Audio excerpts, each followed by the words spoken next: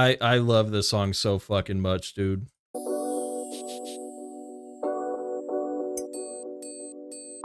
Hell yeah, Lena. Bro, this is my guy, bro. Hey, baby, love the way you move.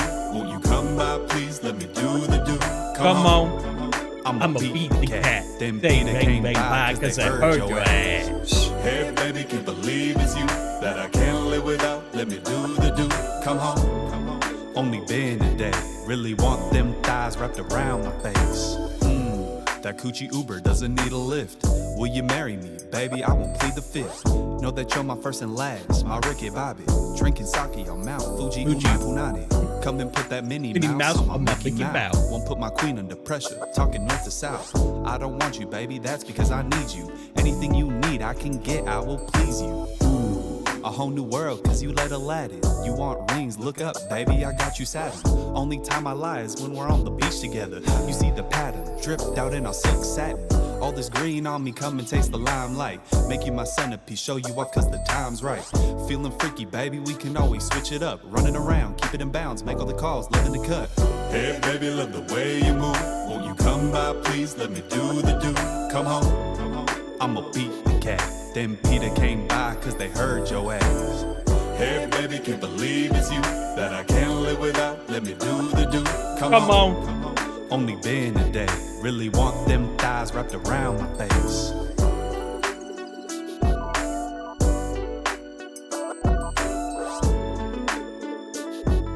Bro, he's hitting it. He's hitting it. All right, we should bump another song from him.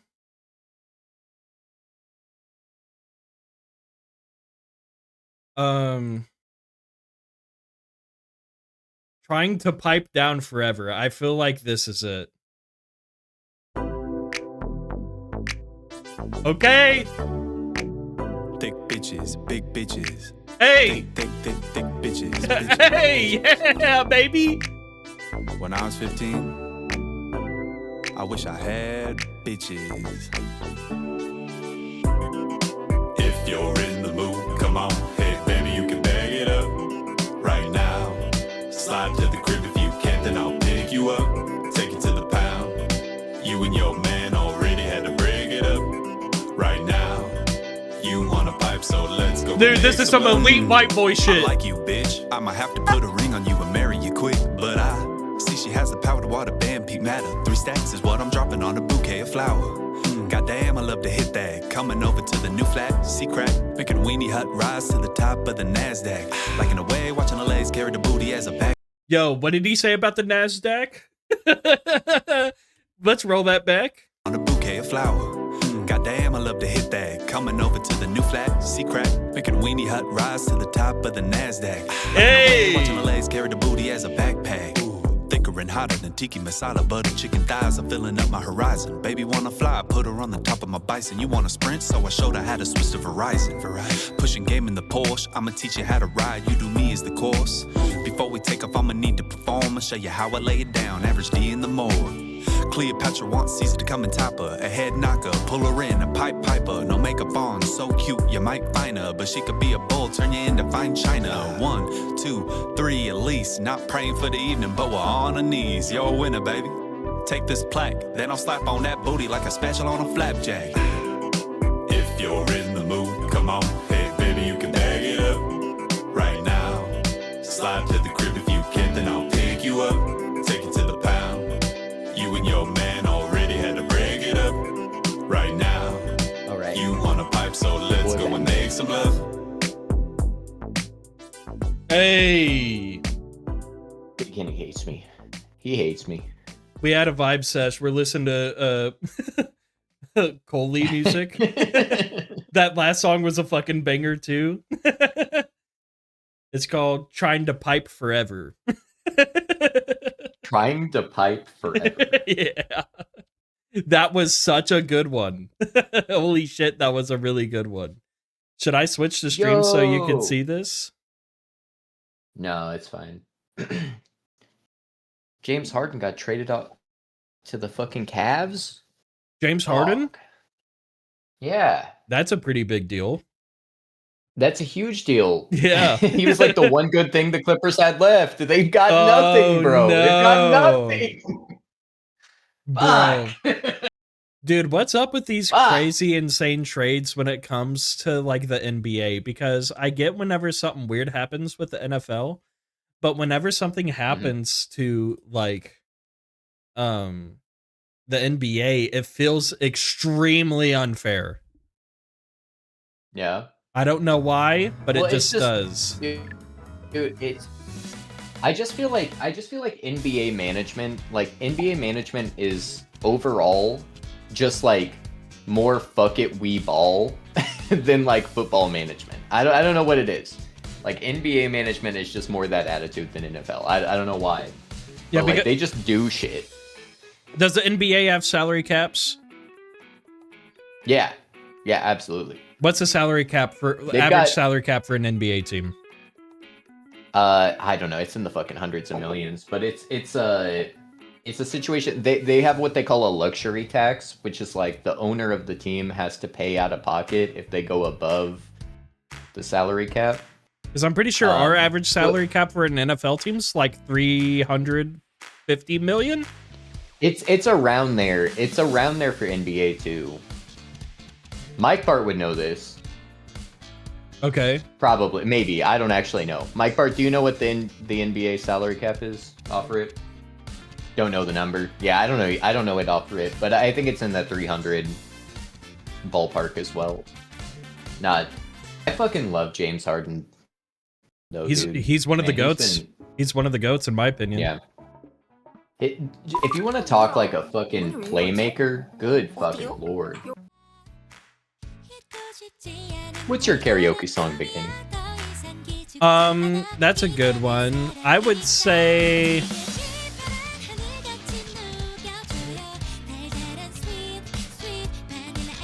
bro, honestly, I've always wanted to sing what's the Sweet Wine song by Chris Stapleton? Oh, Tennessee Whiskey? Yeah, Tennessee Whiskey. That's a good fucking song. It is a really good song, bro. Have you listened to T-Pain's cover of Tennessee Whiskey? No. Oh my god. Okay, like we're gonna skip through this. Let's do a reaction. Okay. Lena says mine is When We Were Young by the Killers. That's a Guitar Hero 3 classic. That is a classic. And also what I will say is during my buddy is what's his username on Twitch? Like Thai Garage something? Atomic Garage. During his wedding, me and him, just call him Ty Dolla Sign. That's what I do. Yeah, Ty Dolla Sign. We sung you know, the real big popular Killer song, Mr. Brightside. And we had all the groomsmen behind us, but they were too timid when me and Ty Dolla Sign were screaming in the microphones. We took control of that session. But yo, check this out.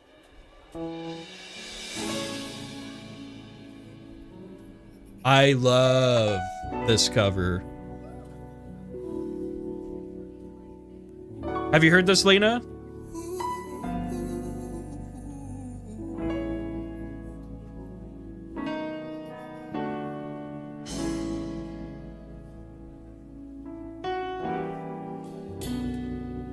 Yo, is T-Pain drinking wine right there? I don't know what T-Pain drank.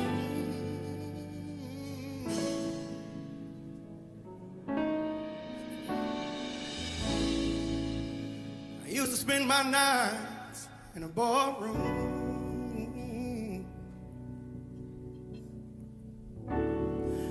Liquor was the only love I know. One more cheers, Big Henny. Cheers, buddy. But you rescued me from reaching for my arm and brought me back from being too far gone. You're as smooth as Tennessee whiskey. You're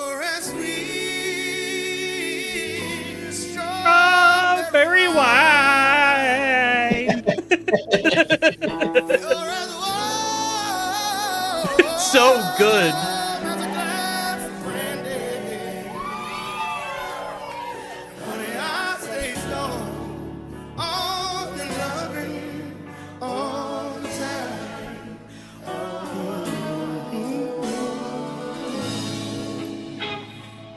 I've looked for love in all the wrong places. And I found User, do you like jazz music? Yeah. We should go to the Green Lady Lounge. Have you ever been? Yeah. Me and Supreme went for our anniversary, or maybe we just went on a date night I've got a pictures year or of two me ago. and there's pictures of me and Rogaine out in Green Lady Lounge all dressed up. Mhm. And Do you want to do the turtleneck Green Lady Lounge invasion? well, bro, I was wearing a turtleneck under a suit jacket at the Green Lady That's Lounge. right. I've seen that picture. Yeah, Yeah. that was at the Green Lady Lounge. Mm-hmm. Hell yeah. Yeah, dude. Yeah, I'm down to do another jazz night if bring Supreme with you and we'll go to the Green Lady Lounge and have some drinks, and we typically just hit up like a bar afterwards and shoot some pool in our suits down in Westport. Mhm. Yeah, that was a good time. Eli wears only a green turtleneck from like the thrift store. Oh. Oh, and you know what I gotta say, since like I've been kind of like on a Northern Lion bender at work while I'm Lay it on getting me, through the lay it day. on me.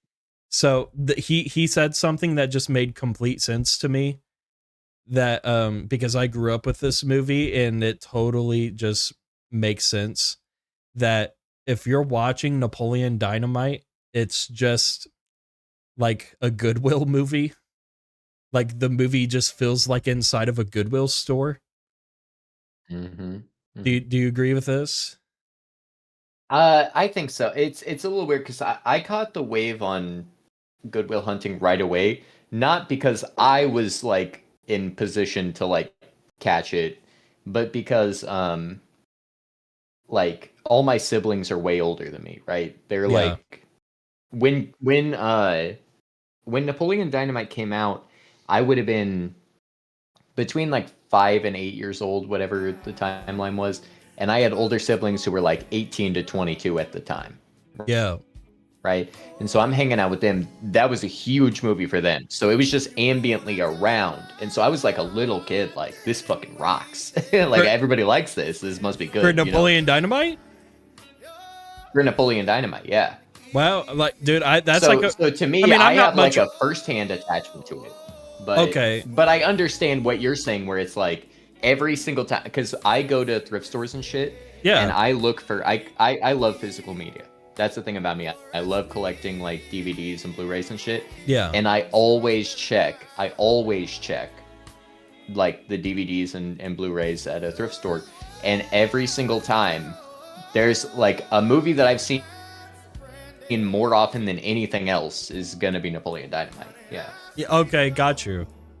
Yeah, because I the whole aesthetic screams Goodwill of Napoleon Dynamite. But then there's like other weird elements into that movie. Like, you've seen the movie before, right? Yeah, I just said I saw it when I was 5 years old, and I've seen it like 8 million times since. Okay, gotcha. Yeah, Like, got you. Yeah. Like, go ahead. This is how big that Napoleon Dynamite is, like, within my family, is my niece, who is 5 years younger than me. Maybe 6. Anyway, my younger niece, she worked at a restaurant in Holden, Missouri. Okay, for a while, and she met the cast members. The dude who plays the dude who plays Napoleon, the dude who plays Pedro, John Heater. I want to say the dude who plays like Kip, maybe. Yeah.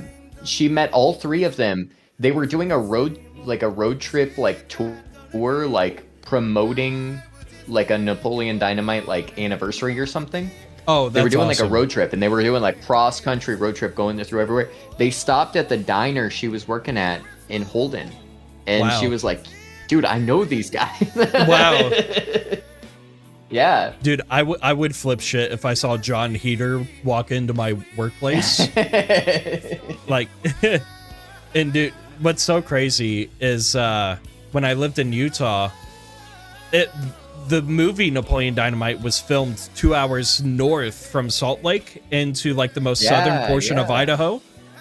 So if I never did it, I need to do this the next time I go visit because I'm gonna have a rental car when I'm out there next time. Which, by the way, you should probably just go to Utah with me because I don't want to like solo ride this shit like with the people I know there. But like we could drive to the film site where Napoleon Dynamite's house is, and it's an actual like you can see the high school there, and you can see the house that Napoleon lived in. Like it's like I don't know if people live there. I think it's just like just a landmark at this point. But yeah, and also another fun fact about Utah, dude. What's so crazy? High School Musical was filmed in Utah, even though it takes place in Arizona. Yeah, everything you see in High School Musicals in Utah. Like one of the high schools, it's like a college campus in Utah. Like I don't know what college campus it is, but I don't know why they chose to do that. Like but yeah, they're supposed to be in Arizona, but it was all filmed in Utah. Dude, the fucking Sandlot! The fucking Sandlot was filmed in Utah! I'm not gonna lie. I don't know what it is with but I don't have the attachment to High School Musical that a lot of people do, if I'm being honest with you. That is one where I like missed the fucking wave. Like I was there. I was, when it was coming out, I was getting the advertisements constantly, but I was like, nah, bro, not for me. I'm pretty sure I was in the 4th grade when High School Musical came out. So you must have been like, what, a 2nd grader? Yeah, 2nd or 3rd, yeah. Yeah, like pretty early. You're probably just like, yo, fucking crank the SpongeBob and the Drake and Josh. I don't want this High School Musical bullshit. No, because I'll level with you. I was like, I was a weird kid. Bro, I was a weird kid too. Not to sound like some Riverdale, like I didn't fit in type shit, but like that is kind of what was happening there. No, the thing is, okay, at the time, and I remember this, at the time that High School Musical was coming out, I was really, as long as I can remember, I was really big into Yu-Gi-Oh! Okay, yeah. I got a Yu-Gi-Oh! Backpack in like 2nd grade or something, and I thought it was Yu-Gi-Oh! GX specifically, and I thought it was the sickest shit. And I got bullied like relentlessly, like mercilessly for this backpack. Like it was bad. And I was like, yo, I was bummed out about it. And so I was like, yo, if I can't even like the fucking Yu-Gi-Oh! GX, like there's no way I can be like a High School Musical fan. Ain't no way. Like, you know what I mean? Like it was some like masculinity type shit. But you know what's crazy nowadays? They're probably like the guys that bullied you about the Yu-Gi-Oh! Backpack have berserk tattoos and are lifting weights at the gym saying that Yu-Gi-Oh's based. Probably, yeah. Probably. Realistically. Yeah. I don't know where this culture impact happened to where all the gym rats are like, oh yeah, anime is what keeps me going and moving forward to hit my next PR.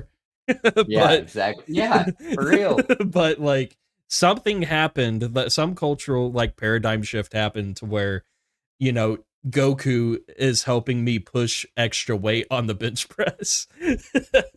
Yeah.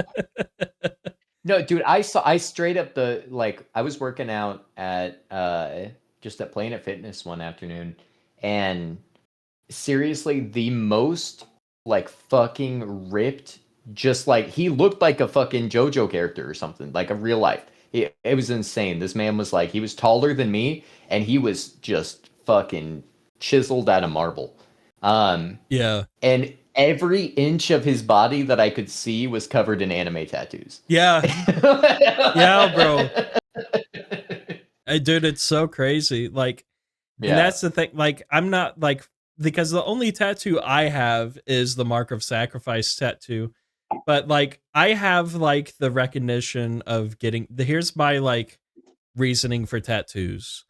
I like to get shit I enjoy. I like to get shit that looks cool. And it kind of really doesn't go beyond that. I don't think that like, I'm solely a person that doesn't think like, oh, tattoos have to mean something or it has to have some impactful reasoning to get them.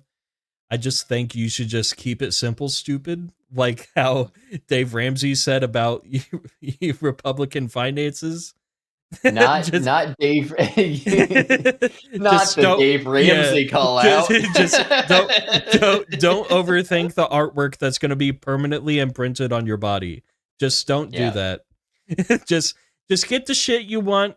Like fucking dude, my boy Big Mike went up to me and he's like, dude, I got a bluegill on my leg. I'm like, that's sick.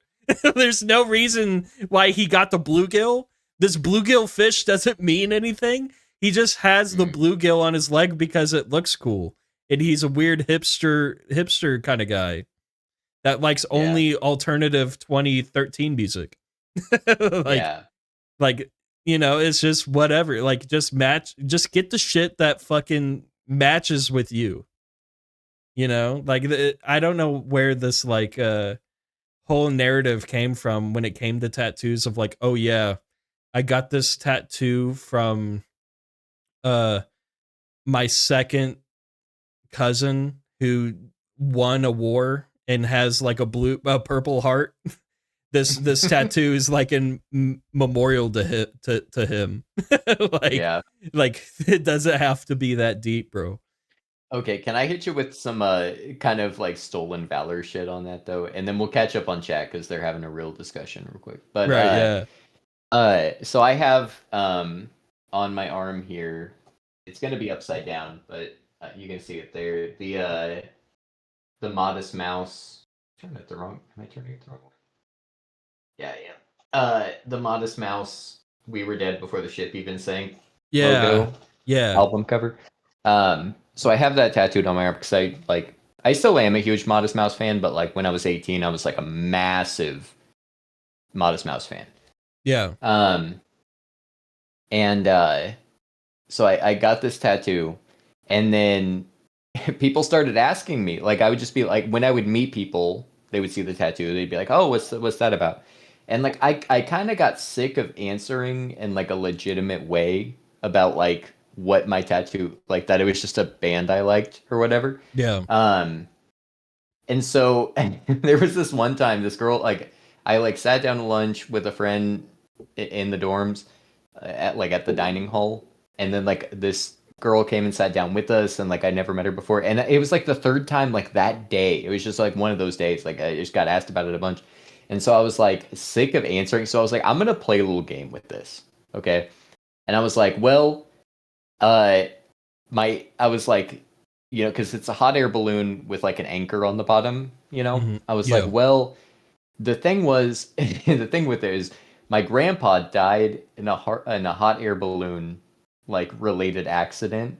Whoa. But like he was in the Navy, so you know, the anchor sort of represents his service, but and his death, and like I just like spun this yarn about like all the things this tattoo like meant to me or whatever. Sure, but it was like all bullshit, like every word of it.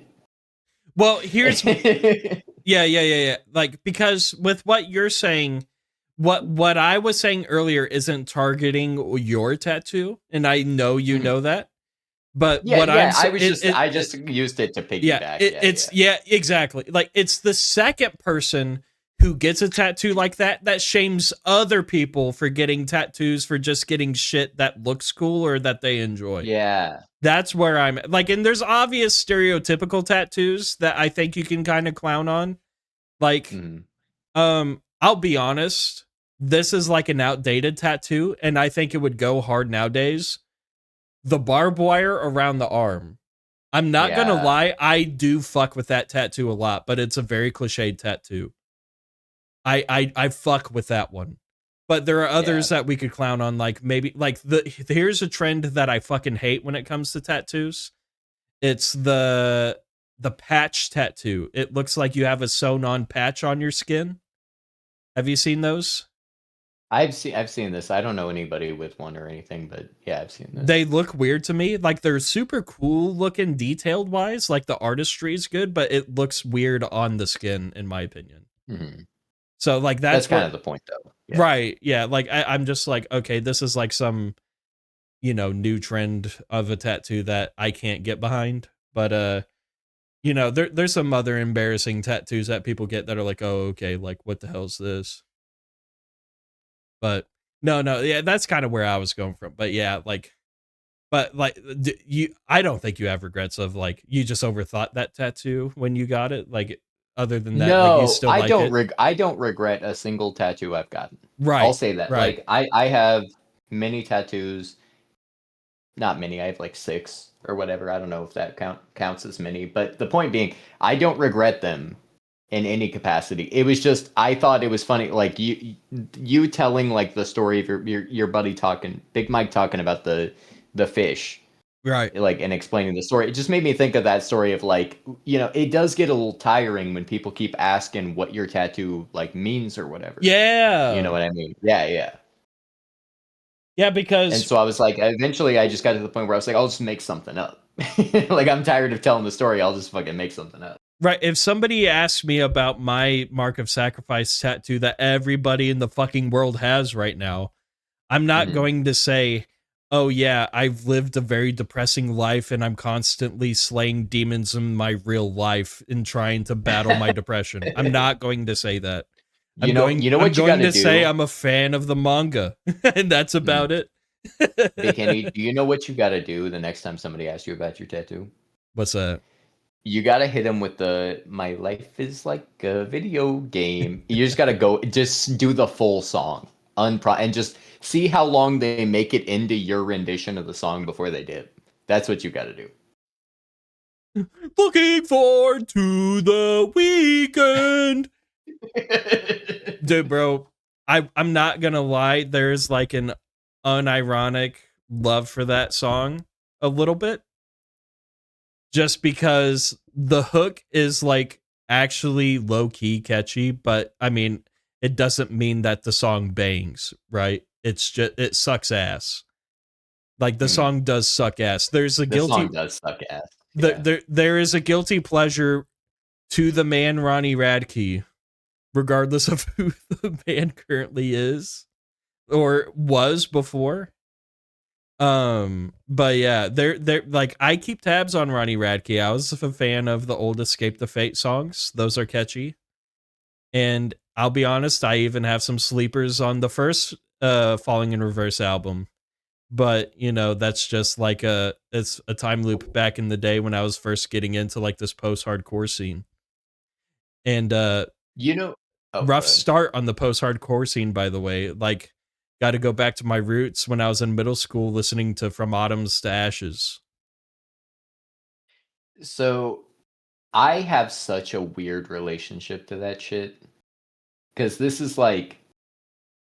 So in middle school or whatever, like when it would have been the perfect time for me to be getting into those kinds of bands, right? Like, I had actually already had the phase of like, my older brother had like given me a bunch of CDs, right, in like 4th or 5th grade, of just like hand-me-down shit that he was, passing down to me or whatever. Sure. Maybe he had made copies of it. Maybe he was like, I don't like this anymore. Whatever the deal was, he gave me just a stack of CDs to like fill up my like brand new Zune with. You know what I'm saying? Yo, you had the Zune, bro? Yeah. You had the Zune? Dude, okay, real quick. So that's incredibly base that you had a Zune, because it was way better than the iPod Nano. But what I had was like it is like an MP3 player that looks like a flash drive with buttons on it. Mm. That's That's what I had, and I didn't know how to use LimeWire, so I used the record audio option on the MP3 Oh player no. to record music off of YouTube Oh through no, my Big computer Henny. speakers. That's how I got music.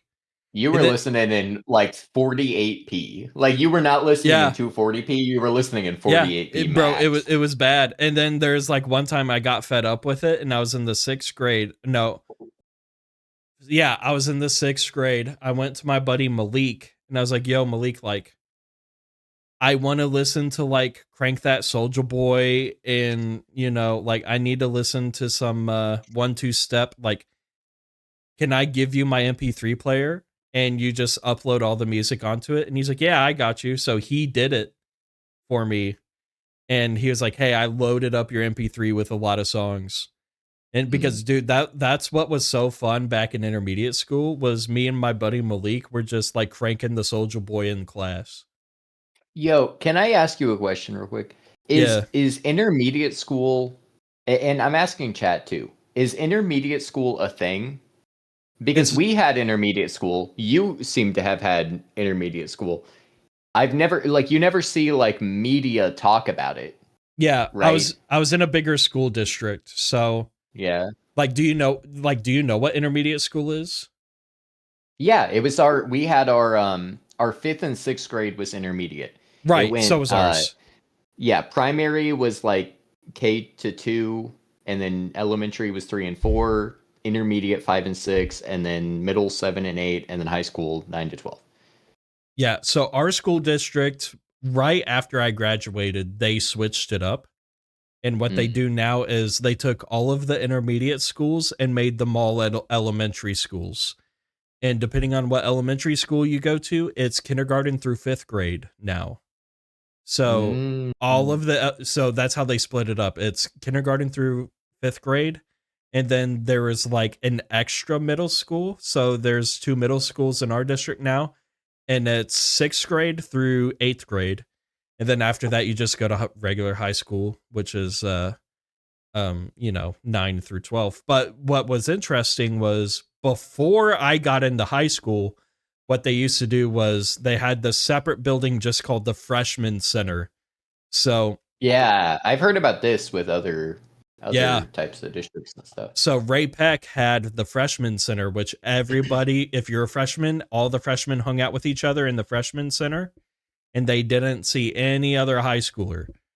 And then but it changed right when I got into high school to where there was 2 high school buildings, and it was regular like 9 through 12, but it was in 2 separate buildings, and we had to travel in between buildings to go to class depending on what class we had. So that was a big dude. There was like some interesting things there. Like I remember this is so funny, dude.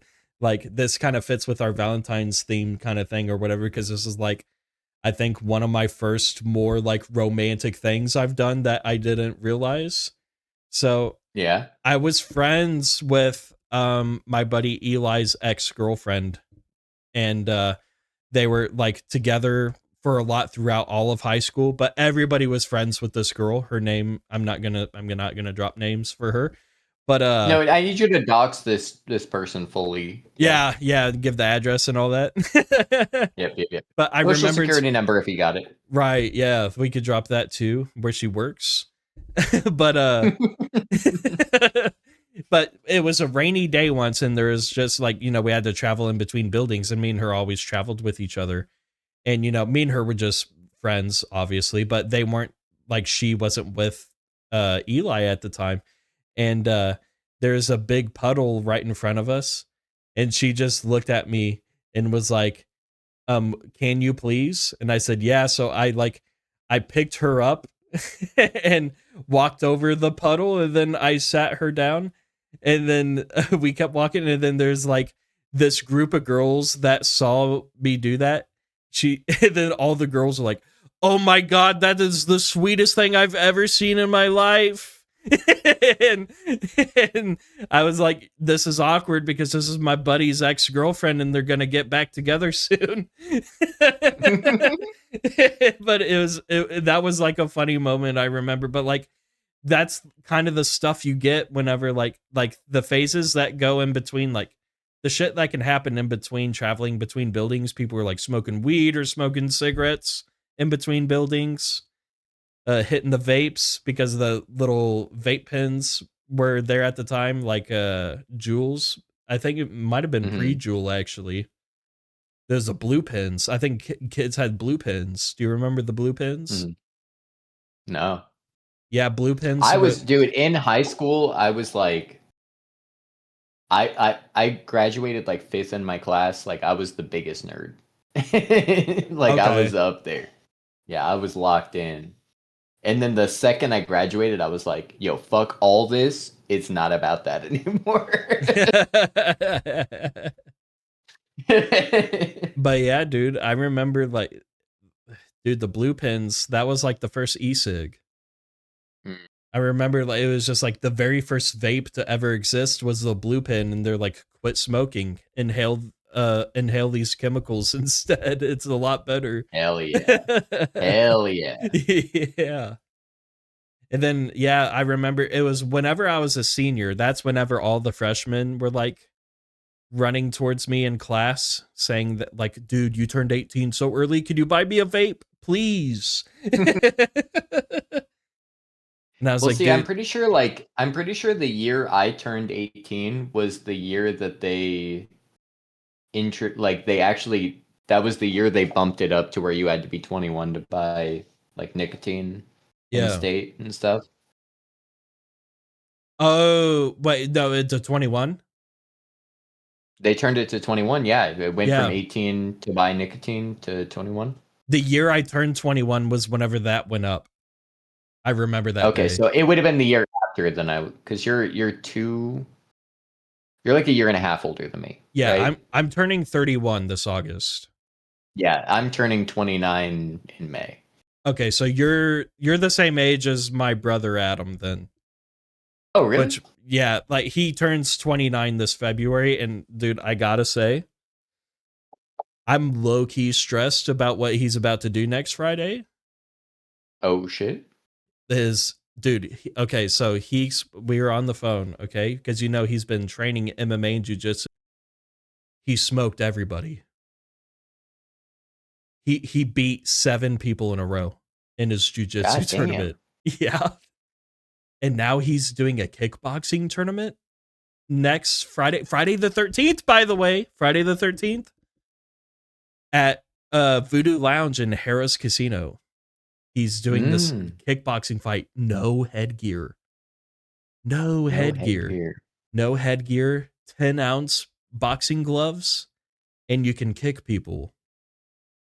Damn. Like, dude, if you get kicked in the dome, you're just out, right? Dude, yeah. I mean, dude, here's the thing. Like, Adam, he's an inch taller than me, and he's weighing in at this fight at 155 pounds. That's insane. He has orangutan arms down to his knees. He's got range, and he's for tall. Context.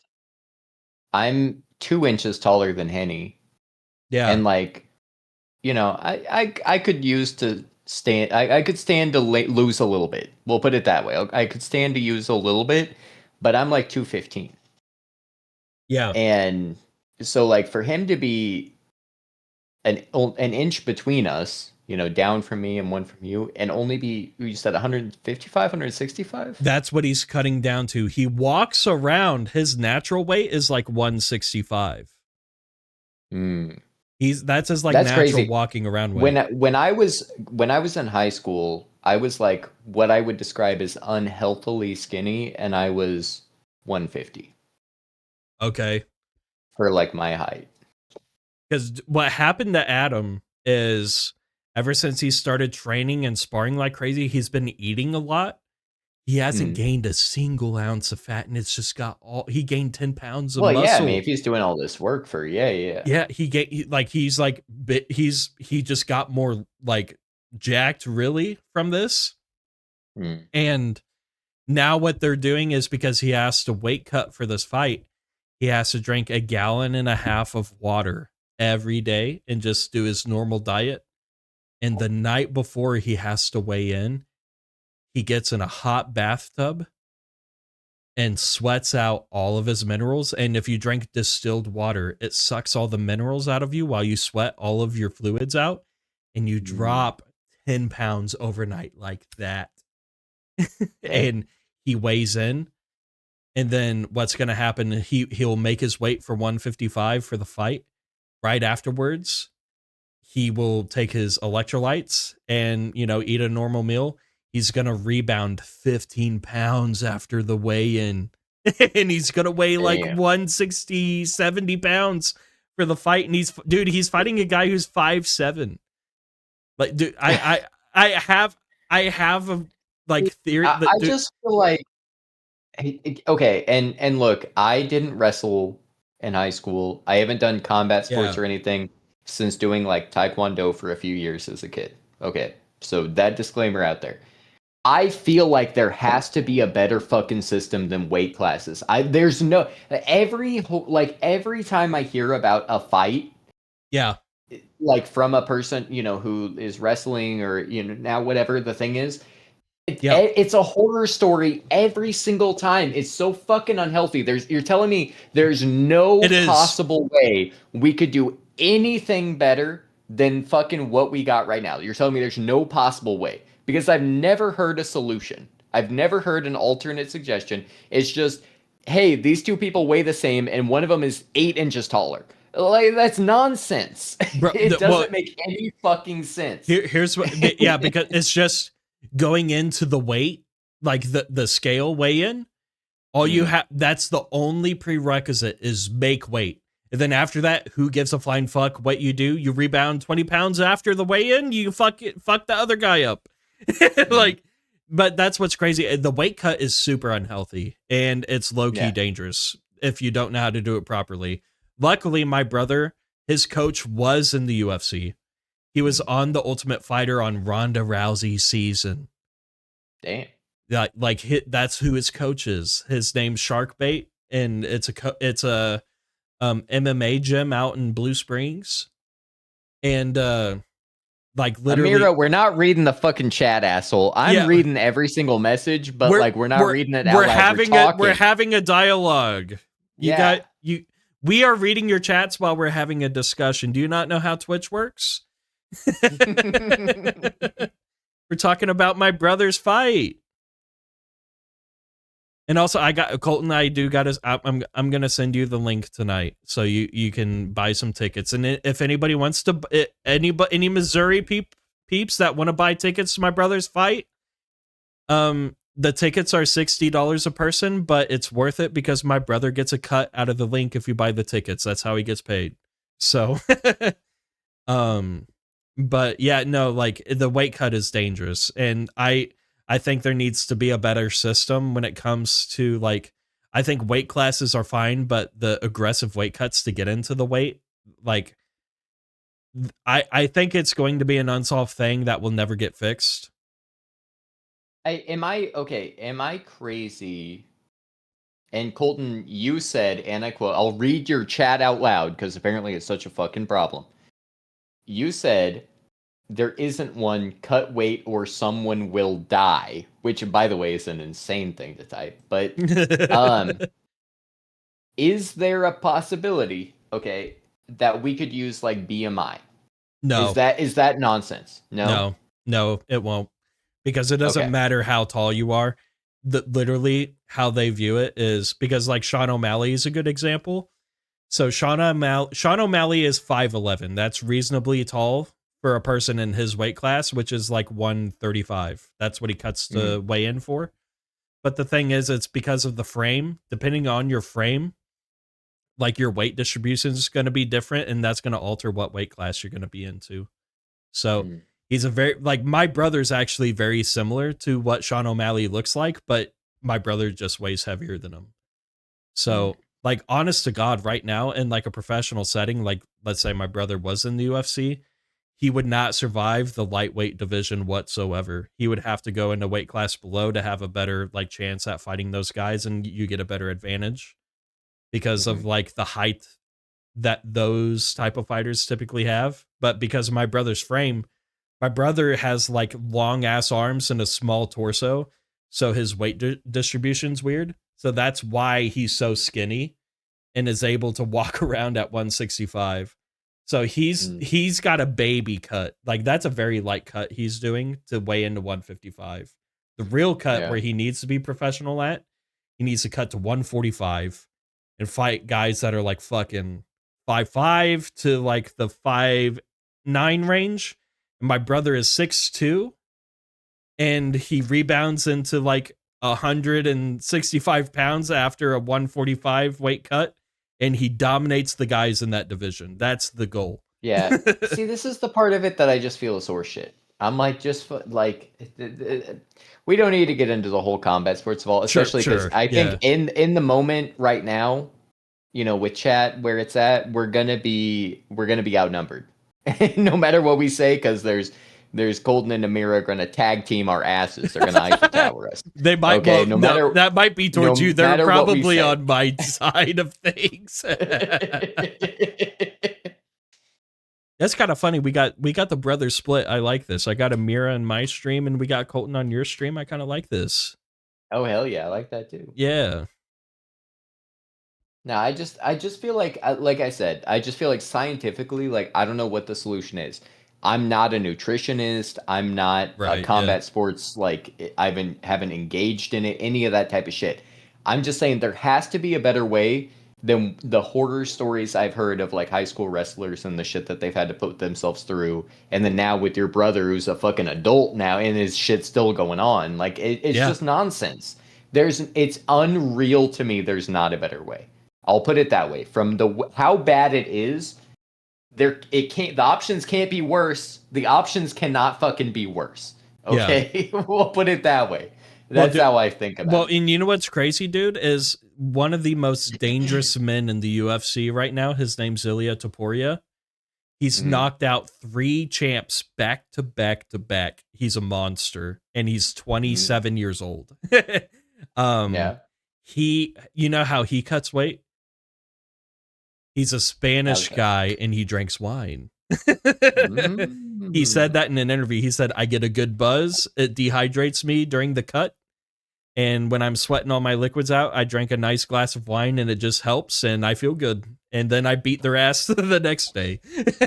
That's what's insane to me. I'll put it this way. That's what's insane to me about wrestling stuff is they actually, like, the way the system is now is that they put weight class above age class. like you could be geriatric, but they'll let you fight if you're in the same weight class as something. You could be 40 years older, but if you make weight, they let you into the ring. That's the part that's crazy to me. Well, that's the part that's absolutely insane. Here's what I will say. This is something that you'll probably not expect, but the heavier the weight class you're in, the better the advantage you'll have if you're older.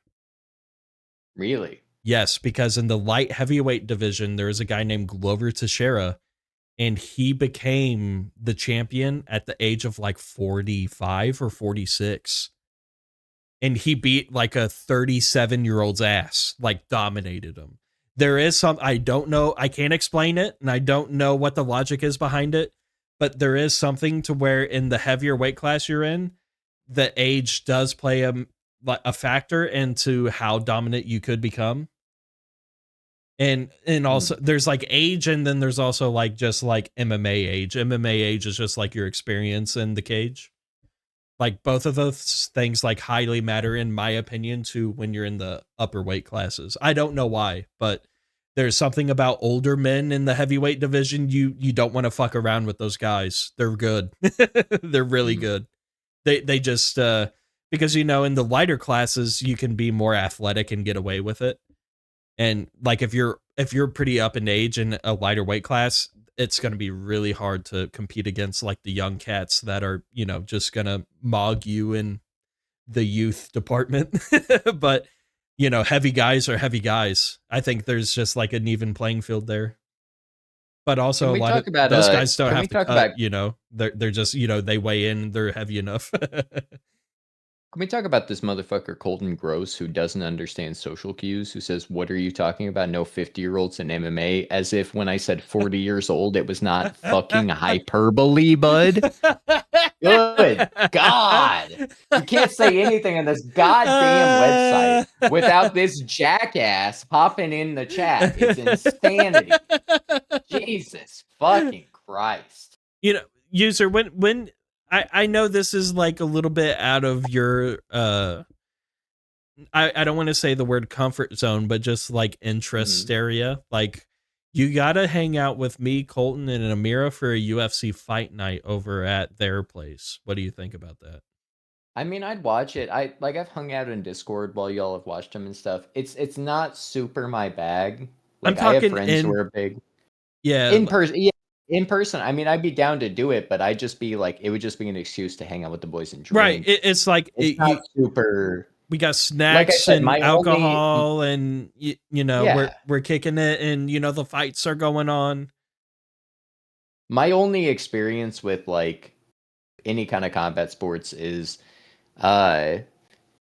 doing like taekwondo when I was a kid, and then watching boxing matches with my grandpa before he died. Like that's it. So like Okay. I just don't have like a huge attachment to it. I've always wanted to. It's something I've always wanted to do, is like go to a boxing gym and like train there.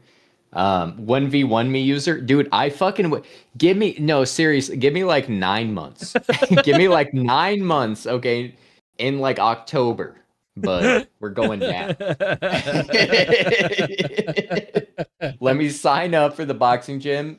Let me put the work in, okay? In 9 months, I'll box you. You Okay? gotta keep user humble. You gotta keep me humble. You have to. Yeah, it's like those lips be moving pretty quick, but how quick do those feet move around the ring? Can you dance around Amira when he's trying to single leg take you down? But here's the Probably thing, not. like if you want to win a fight against these two high school retired wrestlers, you have to keep it up on the feet. It's got to be a boxing match. Yeah. There's no wrestling involved on this. So, you know, we got to, you know, level the playing field here. We can't just utilize your guys' skills. Colton, I don't think you understand how scrappy I am. Look, I don't have the technical training that y'all do, but I really think you guys underestimate how fucking scrappy I am. That's all I'll say about that. But Bro, I need to grab another beer. User, real quick before you go, you know how my brother became a really good mixed martial artist just training and beating a bunch of people in jiu-jitsu? How's that? He was LARPing with his fucking DAG crew. Yeah. Bro, he learned footwork through fucking beating people with foam swords, and it translated over super well. And he's outpacing fucking 22-year-olds. Like, he's got the best cardio in the gym. And dude, he's sparring against 5'7" guys because he's practicing against, you know, the guy that's the same height for next Friday. And what happened was he's been practicing lots of like taekwondo type shit to match with his MMA training outside of the gym. And he landed a scissor kick on his sparring partner, and the whole gym's calling him Miyagi.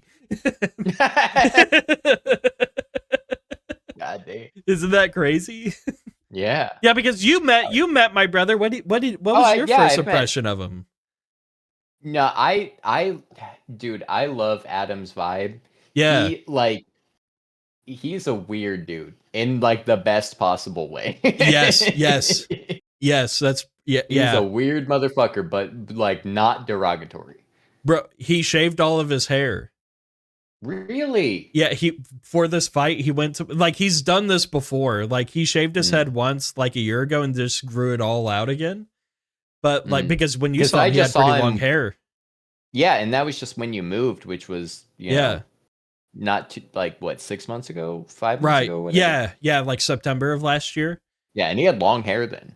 Yeah, and like all of his sparring videos, he's like in dreads, like getting his hair out of the way to spar. But what he did was he just ripped it with the buzz cut, and he's like, "Yeah, I look a lot meaner. This guy's going to be afraid when I knock the piss out of him." 30 of ads has begun. And he sent me a picture, and it's just him looking pissed, and he's got like no hair on him. He went to my dad's house and just got the clippers and took it off. All right, hold the fort down, bud. Yeah. I'm gonna grab another. Yeah, how you all doing? Yeah, Colton and Amira are up in the chat hanging out.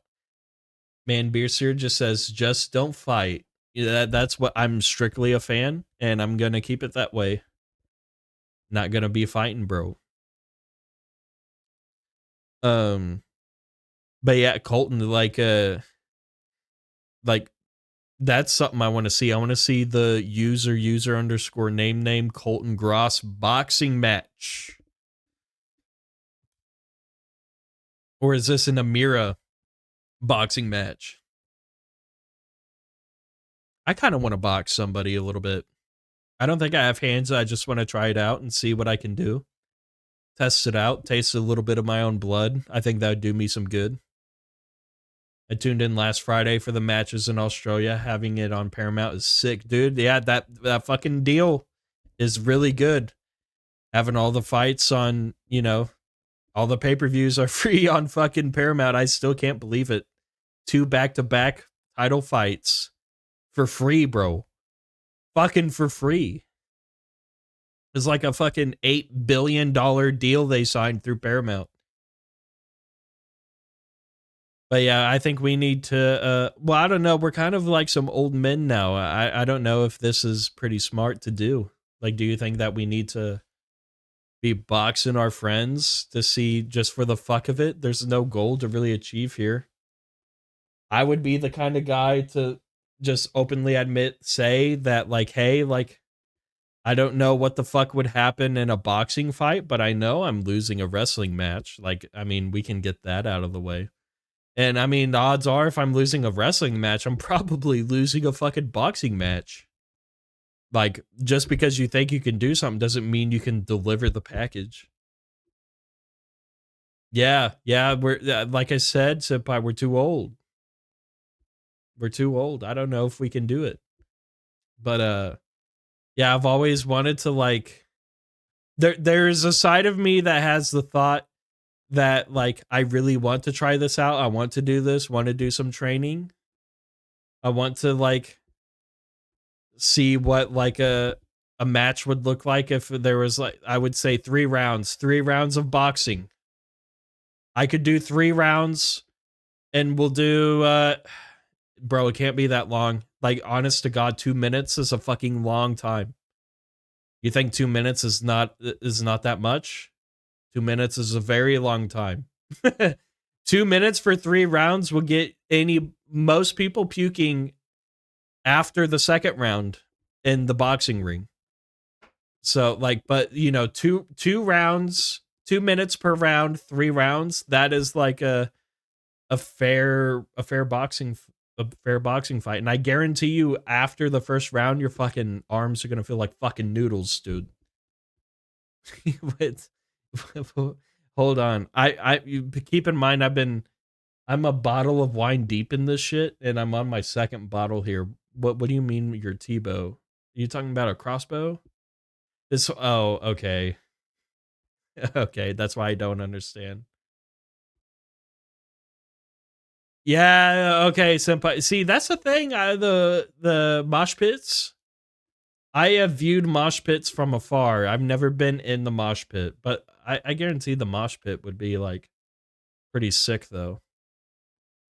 Look up the twisted bow. Why am I looking up fucking stupid ass fucking RuneScape shit? I'm gonna look at fucking pixel art, bro. Looking at this, I hope Louis knocks you the fuck out. Massive. But is this a drop that you guys have? Look at this one. It's got like a green aura around it. I am starting with only a twisted bow in my bank. The goal is to make money and see how much GP we can get. You love the mosh pits? Gonna see Lorna Shore in Spite later this year? Hell yeah, dude. The last metal show I went to was really cringe, and that was like a decade ago. Yeah, exactly 10 years ago, actually. I went to go see fucking Attila. I saw Attila with what was the other band that was with them? Amir, Attila, and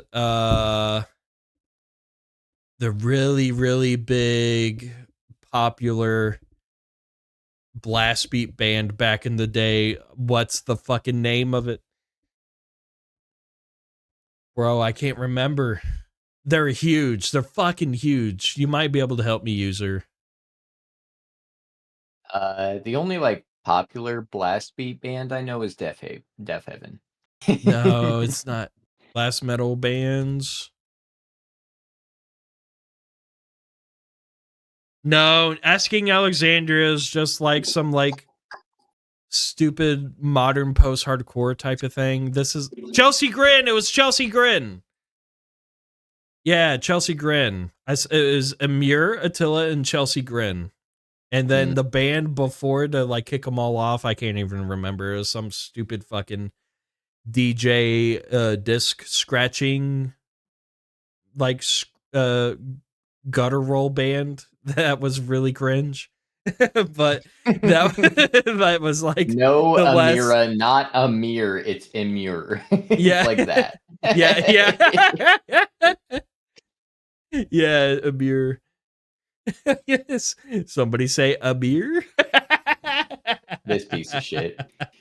Do you want to hear? So the last, I all that stuff. Like I would say like incredibly under-listened on like the entire like post-hardcore in the modern context style that you've described. Like Yeah. I know some songs here and there, but like that was not my bag at all. I'm pretty well versed. I'm pretty well versed in it. But no, dude, the last metal show, the last two, you boys should end and we should play some Jackbox Jabbin'. We're having a conversation. This is the Drunk Tank podcast. Yeah, is what we're doing right now. You want to? Hey, look. Here's all I'm saying. I can click your name here, and I can put you in. I can stand you in the corner for an entire week with this one button. Damn.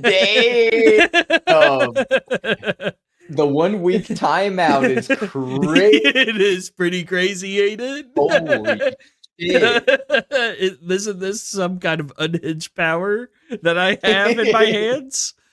They just give that shit away for free on Twitch. This crazy, is all I'm saying, because you can unban a user, you can ban a user. Here's all the timeout selections here, and here's every single chat that they've said in my live stream for I don't know what the time frame is, but it's not pretty drunk cool. With power, drunk and have power. It's a difference. Yeah. Okay, it's a difference. I think I'm about to smoke another ciggy here. When we were listening to music, I ripped off a dart, and it felt good. Damn. It felt real good. Damn, I wish that was me, brother. God damn, why you gotta say that? Yeah, I'm gonna clip it later and show you. We were whenever you were reheating your pizza, we were listening to we were listening to the song that was in my video, just the music video, and I was smoking cigarettes and we were vibing. God damn. Yeah.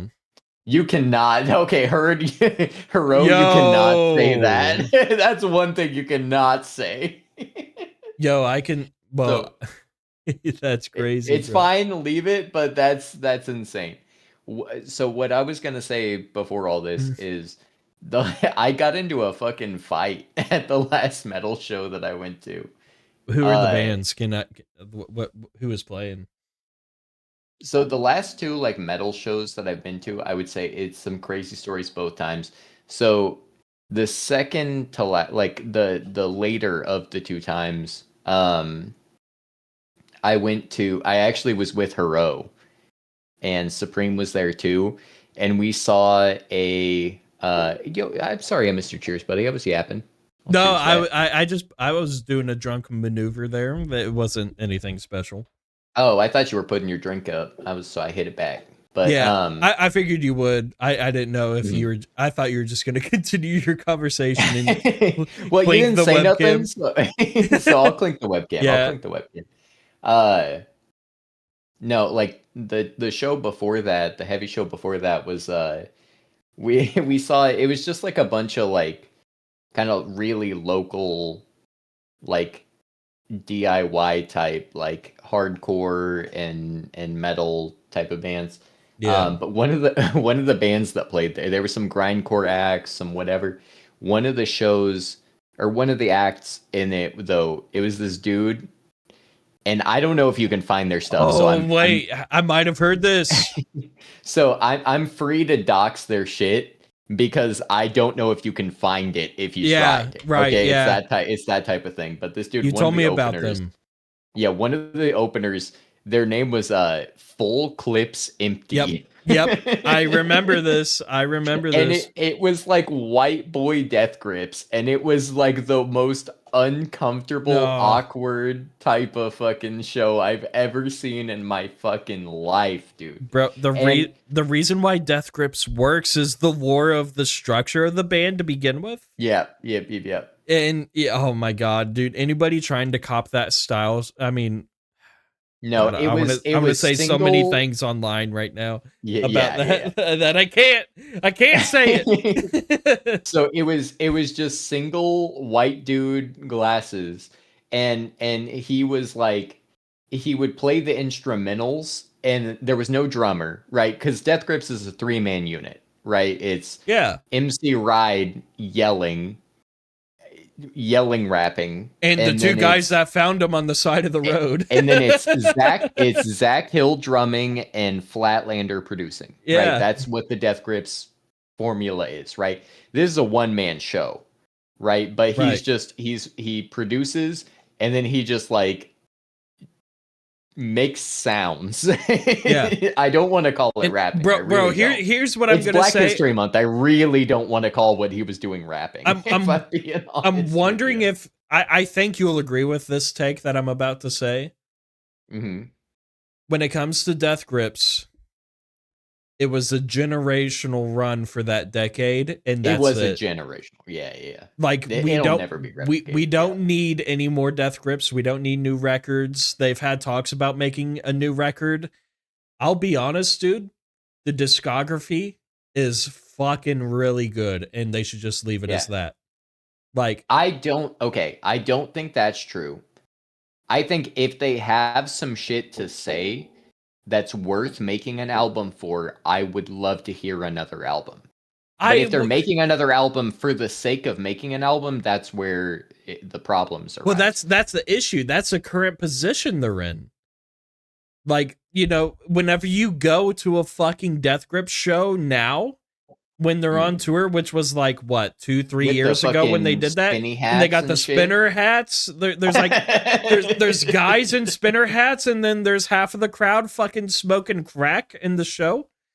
Like you know, like the fan base is like, and that's what I love about Death Grips is they sing songs about how retarded their fucking fan base is, but you know, also it's like you know, like we've gone too far at there needs to be a hiatus point, like for at least an extra 3 years, and I think that's when a good spot for a record could be. But I just think it's not gonna flow with like the run that they had, you know. That's kind of where I'm at. I think they've already done the waiting point. If they were like, we're dropping tomorrow, I would listen. Okay. That's all. That's where I'll put it. Because the last record was 2018. 2018. Fuck. Yeah, then they've definitely done the waiting point. Because that was the one with the lips through the walls with that album cover. Yeah, that was 2018.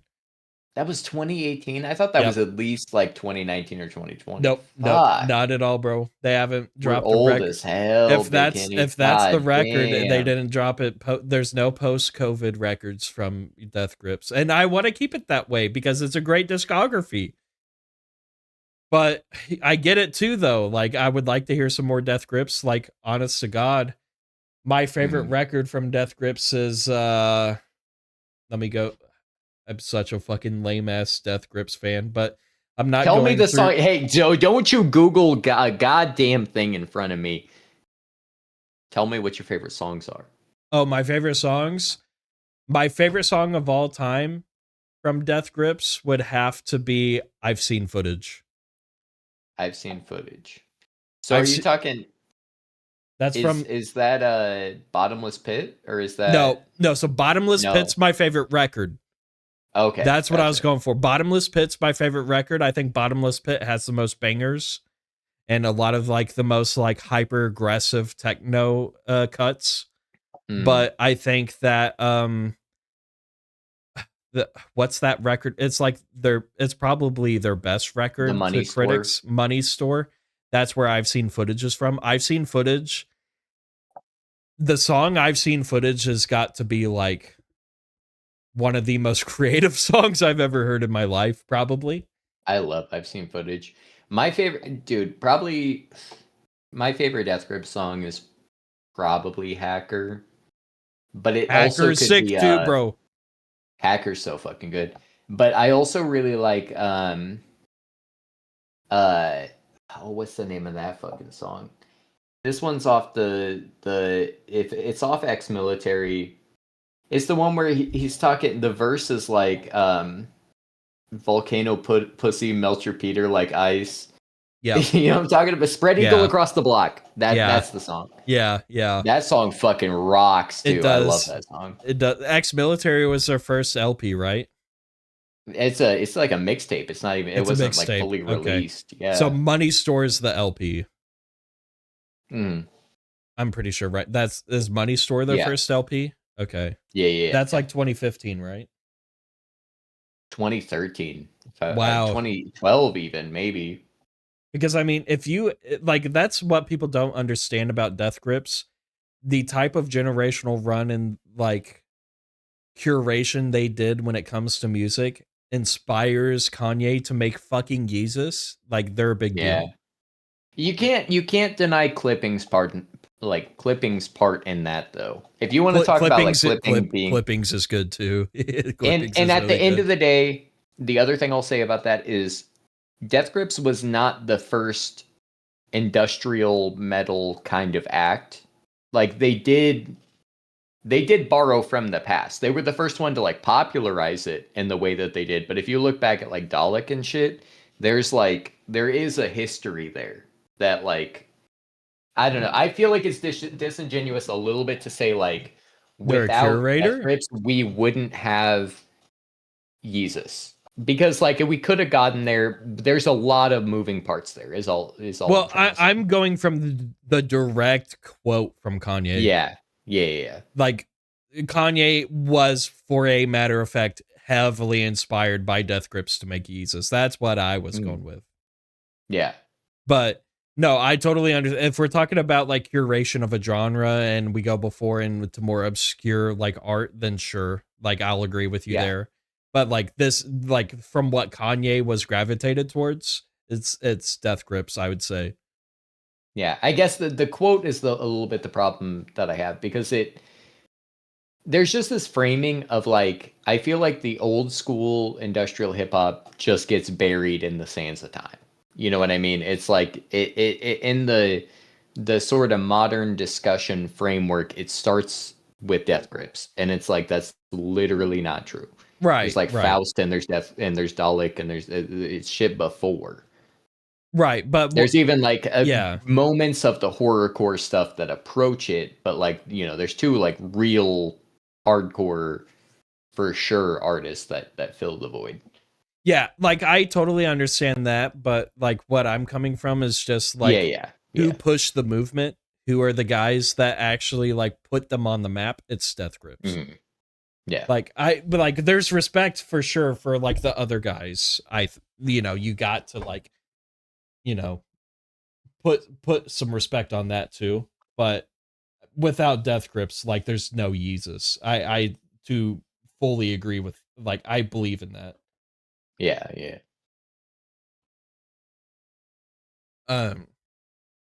But yeah, like that I would like to explore a little bit deeper stuff that would be like before Death Grips to see like.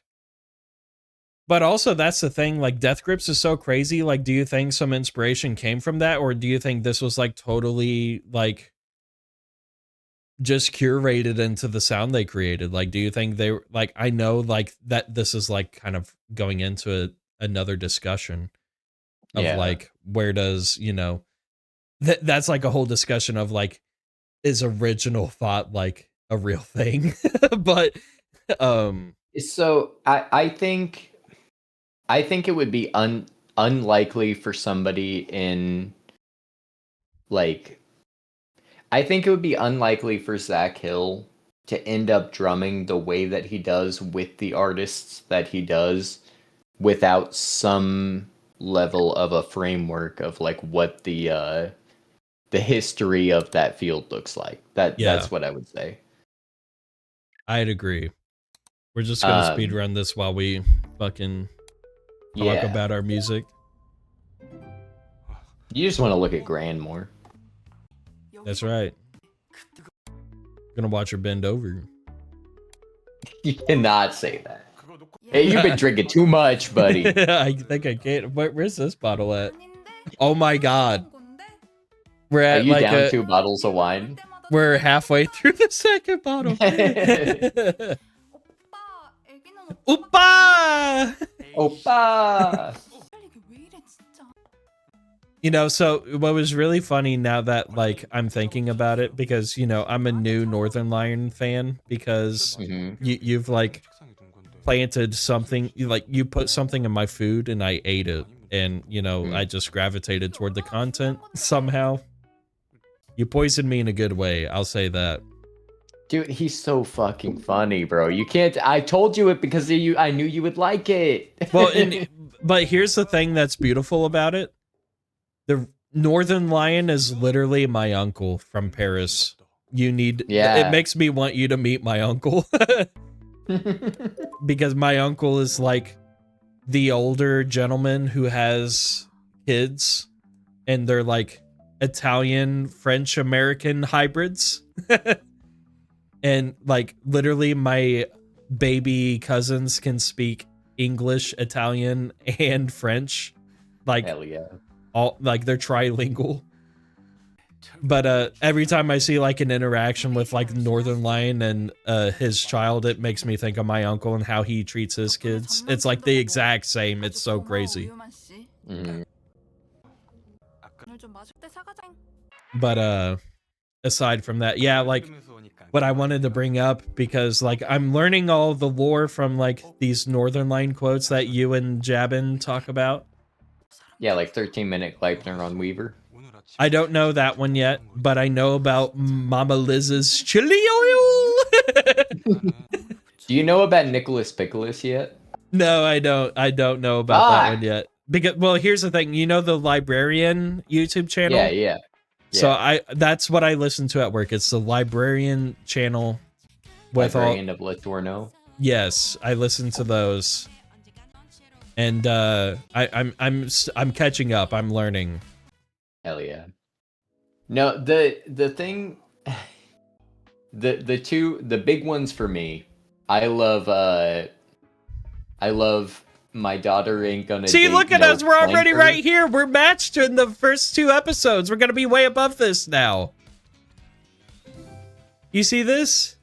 Oh, we got so many points. We're going into fucking chapter 4 now. Look at that! About damn time. That's going to be a crazy jump in the YouTube video. Nicholas Pickles is my boy. What we had conversations about before our separate YouTube videos. What do you think about that? That could be. It could be. Yeah. I'd have to listen back to him a little sober, but... Well, look, the point of the Big Henny Live channel is not just about gaming videos that I do. It could be about topics of discussion that we have. What do you think about that? Yeah, no, I like that. Yeah, that's what I just need to hear do. these specific conversations and know if anything of import was said. And also, what I will say that really, really makes me feel comfortable with what Northern Lion said. He's like, how do you become a good YouTuber? Well, you lie in the title and have a catchy thumbnail, and you talk about whatever in the video. Isn't that how you do YouTube? Because every time I go onto a Librarian video, there's a topic about Hawk Tua, and there's only like, a segment about Hawk Tua for 5 minutes, and the rest of the 30 minutes I'm listening to Northern Lion, it's about like how DoorDash is cringe and you should hate your life if you do it more than twice a week. It's okay. It's funny how you bring that up because the video. Let's go from like widest to thinnest. Like the largest part of the thing is the video, right? And the video is gonna mention whatever's in the title, but exactly. it might dance around it. It might not directly get into the weeds of it, right? Bro, it's a fucking line dance that lasts for 20 minutes. And the topic of the meat and potatoes are very much depends. It depends. It depends. But I'm with you. I'm with you. Yeah, I am with you. But, okay. So I'll use a specific example to me. All right. I clicked on a YouTube short the other day. Okay. Now the full short is about Guy Fieri. All right. And it's talking about Guy Fieri. It's Fieri, by the way. Guy Fieri. That was the first time. Is that Italian enough for you? This is the first and only time I'd correct you ever. Is that Italian enough for you? Do you think this is the only time that this will happen? You pull your ear off and lose your mind. Do you think this is the only time this will happen? It might be. I had to pull the trigger and blow your head off with that. I had to. I want you to know. You know, that's an unspoken knowledge. You might be right. You might be right. I've heard Fieri though on the the Hot Ones podcast or show. They said Fieri, so I stuck with it from there. Jabbin, you gotta calm down because it's not about to go through without me talking shit. Yo, Bill's back. Bill's back. What I'm gonna say, Big Henny, is you don't even know how much shit I let slide without saying shit, but because you said the Guy Fieri thing, nothing's gonna slide. You're never getting another pass in your fucking life, and I want you to live with that. Look, here's what I'm gonna say, because if we wanna go back to the Northern Line bit, there's a guy's tier list that was ranked. Mm-hmm. Yeah. And I'm the glue to our friend group. You know this. I know this. Yeah. The reason why, you have the dumb oof kind of clueless guy. He's an S tier homie and he holds the friend group together. Do you really see yourself that way? Never mind. We don't need to. I don't need to destroy your self-esteem right now. Listen. I don't need to do it. Listen. Here's what I'll say. I will take the role, but what I will also say is I was a smart gentleman back in high school and scored a 27 on my ACT. That's the top 15% in the nation. It's the top 15% of the nation. What are you talking about? I guess I don't need to drop my score, but move on. Bro, if you drop your score, if you say you got a 36, that's fucking bogus, because that's I got a 32. Yeah, 32 is pretty good. All I'm saying is 32 is really good. And what I'll say is a 27 is really good too. A 27 would have got me into it. It would get me accepted in a couple places, is all I'm saying. Look, it's not like I've seen some fucking oafs that scored like a 23. We're going to war, Big Henny. We gotta back it up to before Guy Fieri. Yeah, we gotta take it back. We gotta take it back. Look, if we're going to rank our intelligences, a 32 is a great, phenomenal score. What is the all-time high? 36. And also, here's what I'll say: there's intelligence in my lineage. My uncle went to fucking University of Chicago and Princeton. You think that didn't translate down in my bloodline? I know it didn't, and I'll say why.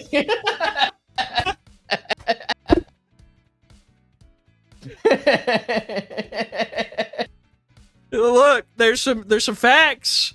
Colton, you shut up. I'm gonna ban you. There's some intelligence in our bloodline. I promise. Guy Spaghetti, by the way, is really. I keep looking at it and laughing. Guy Spaghetti. No, Guy Spaghetti is the message.